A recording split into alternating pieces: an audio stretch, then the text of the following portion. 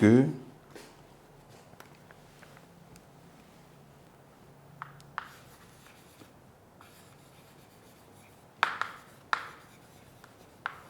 les conséquences des migrations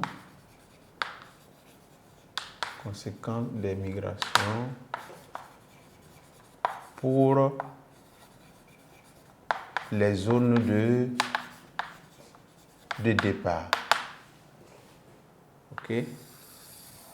On va d'abord parler des avantages.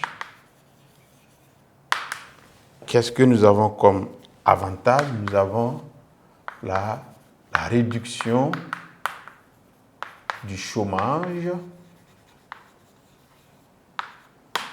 Nous avons chômage et on va ajouter et des charges sociales. Voilà.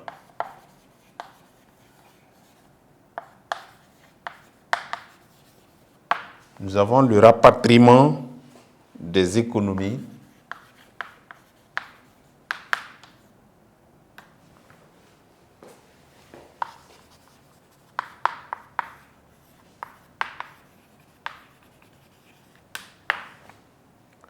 Nous avons aussi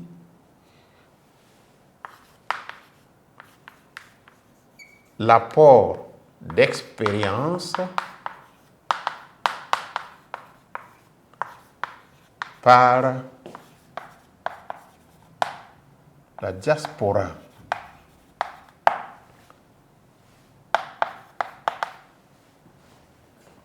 Alors, nous avons les inconvénients.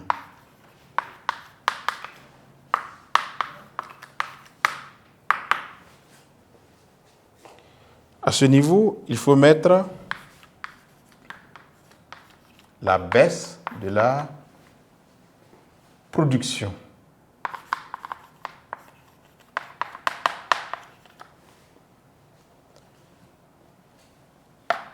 De la main-d'œuvre.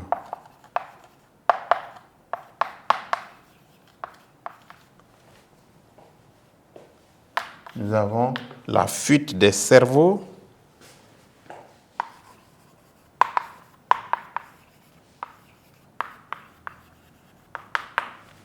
Nous avons le risque de dépeuplement.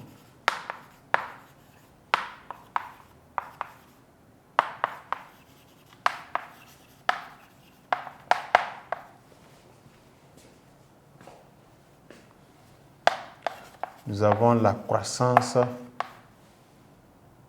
la baisse de la croissance économique, pardon.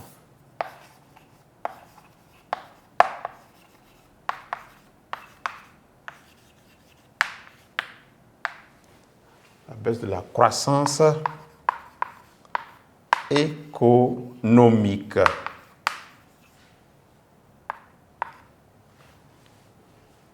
Et nous allons terminer avec les conséquences des migrations pour les zones d'accueil.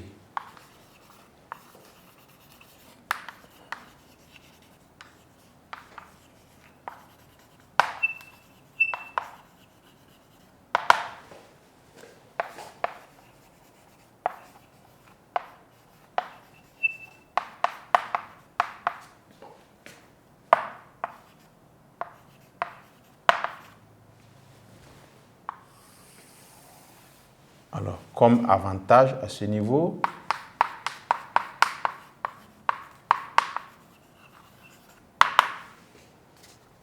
nous avons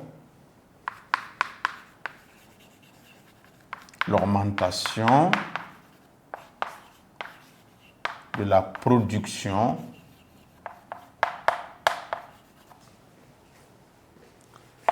nous avons l'abondance de la main-d'œuvre.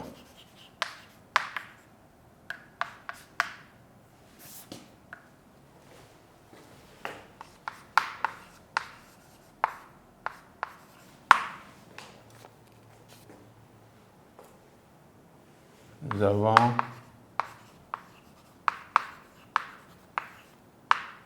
l'abondance des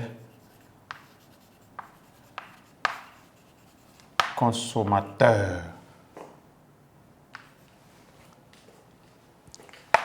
Le brassage culturel.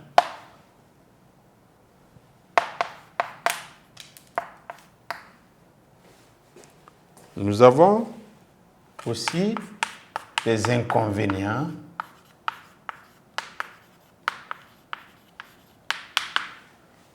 qui sont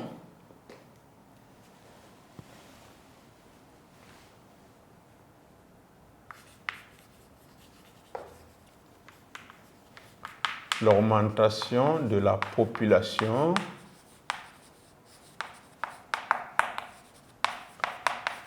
et le risque de surpeuplement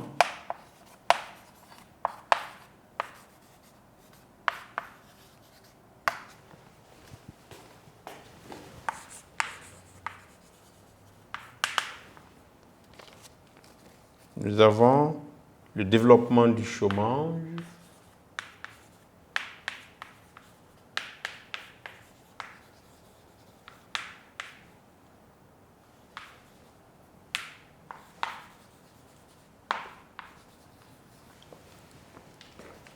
nous avons le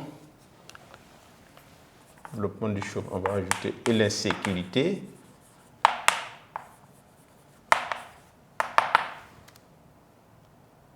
La xénophobie,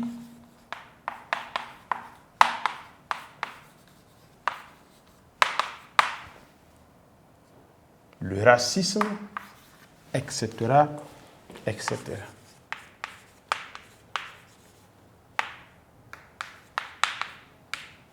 Donc voici ce que nous pouvons retenir pour ce qui est du petit 3, les conséquences des migrations.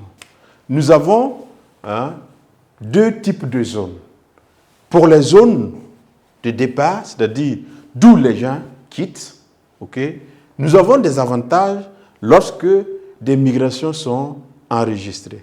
Comme avantage, nous avons la réduction du chômage et des charges sociales, le rapatriement des économies, l'apport d'expérience par la diaspora. Ça, ce sont des avantages. Maintenant, au niveau des inconvénients, on peut relever la baisse de la production, puisque la population est partie. Nous pouvons noter également la baisse de la main-d'œuvre. Nous pouvons noter la fuite des cerveaux, d'accord? On note également le risque de dépeuplement et la baisse de la croissance économique dans les zones de départ. Dans les zones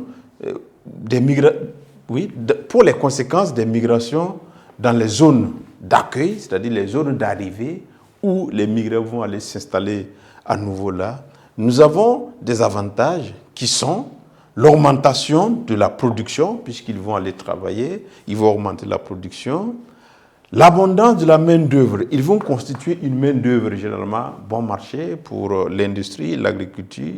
L'abondance des consommateurs, comme ils vivent dans une nouvelle terre, ils sont obligés de consommer là-bas. Et nous avons également le brassage culturel. Ils apportent quelque chose de culturel dans leur zone d'arrivée. Il y a également des inconvénients, comme l'augmentation de la population. Lorsqu'ils arrivent dans une zone en grand nombre, ils augmentent la population et le risque de surpeuplement. On peut atteindre ce stade-là. Nous avons le développement du chômage. Lorsqu'ils arrivent, souvent, ce n'est pas dans l'immédiat qu'ils vont trouver du travail. Et il y en a qui peinent à le trouver. Il y a l'insécurité, qui dit quelqu'un qui n'a pas le travail, il est exposé en tout cas à tous les vices possibles et il est facilement tenté, il s'embarque dans certaines activités qui ne sont pas à l'honorer. Nous avons la xénophobie, le racisme. Lorsque vous arrivez dans une zone où il y a des problèmes, comme vous êtes étranger, souvent vous avez des difficultés, des problèmes avec les autochtones. Et le racisme, ça c'est quelque chose de courant. Lorsque vous arrivez dans une zone, si vous n'êtes pas de la même couleur que les autochtones, s'il y a des soucis, on va vous taxer évidemment, on va mettre l'accent sur votre différence par exemple de couleur pour vous faire un peu mal. Ça, ce sont des conséquences des migrations dans le monde. Et on va conclure. Au niveau de la conclusion, il faut retenir que selon les projections de l'ONU, si la population mondiale croît à ce rythme-là, nous atteindrons 9 milliards à l'horizon 2050. Et évidemment, cela n'est pas sans conséquence sur le développement des différents pays ou bien des différentes zones. C'est ce qu'il faut retenir en conclusion. Donc, on peut, en conclusion, retenir ceci, d'accord, au rythme actuel de la croissance de la population mondiale,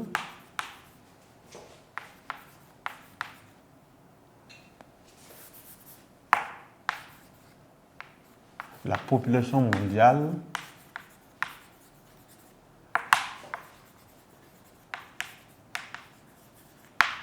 déjà elle est très mobile, atteindra 9 milliards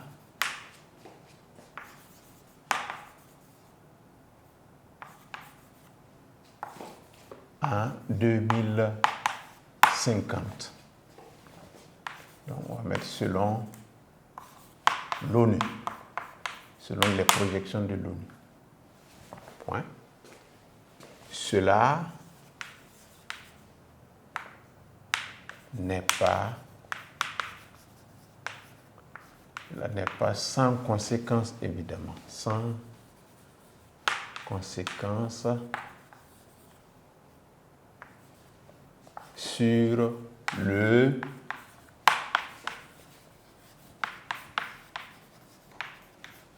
développement. Donc voici ce qu'on peut retenir en 2 phrases, ok? Au rythme actuel de la croissance de la population, du monde qui est déjà très mobile, on va atteindre 9 milliards à l'horizon 2050. Et cette croissance rapide-là entraîne des conséquences plus ou moins négatives que nous avons vues. Donc, sur ce, je vous dis merci et à la prochaine séance.